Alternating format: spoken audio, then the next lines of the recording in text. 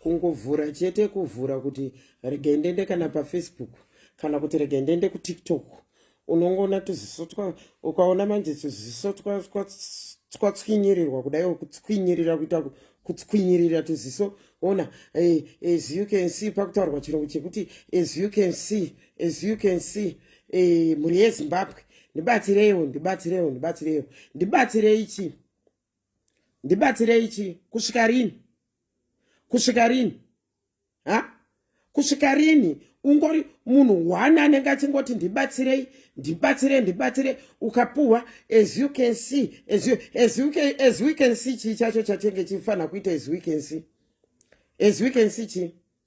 sherefu dzanga dzakazara uku dzakavhurwa shopu uku dzakazara nemagaba ehove magaba ehove anga akazara kudai so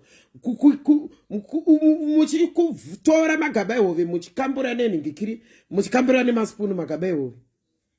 magaba ebhinzi dzemugaba dziya baked beans muchikambura muchidya profit kunzi mari chiitai zvehuku kuya manyebera kuenda kunopfugama kuenda kunonyebera kunopfugama kunamata iko kuya muchikwere chehuku mapedza kudaro huku dziya dzaita hanzi huku danga rese rakafa kupi imimi maipisa huku nemanhingikiri uyu nemafuta muchitadze kutsenga huku musinganhingikire musingadye nesadza. Mhosva yavanayo vanhu mhuri yacho yeZimbabwe newendei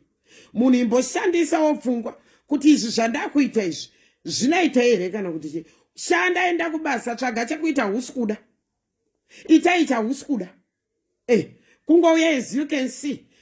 can see zvinezvi vanhu vachenjera vanhu vavhurika meso tiri kuti enough is enough hazvidi kudaro pese uchingomora isi hatina matambudziko here isusu tochibatsirwa wose kana taita tochemera kupi kungodaiwo kungovhura kudaiwo kuvhura kuti rege ndimbonovarairwa mabp ambodere as you can see ndibatsirei misodzi chikwinyiwa misodzi yacho chiramba kubuda enough is enough zvanyanya ukaona takutaura dai isusu takanga tati rege timbonyarara zvozonzi vane pamuromo vanoda kutaurisa vanodi rege timbonyarara asi taiona tega tichipupura kupema pese kuenda kunopinda munyika dzevamwe nyika dzinoratidza kuti hadzidi kana kupemwa kwakaita sana kwana Dubai uri kusvika ikoko uri kungopema pari papi uri kungopema waenda papi uri kungopema pese munhu unonge uchingopema kudai kuita kumora homwe kudai zo pese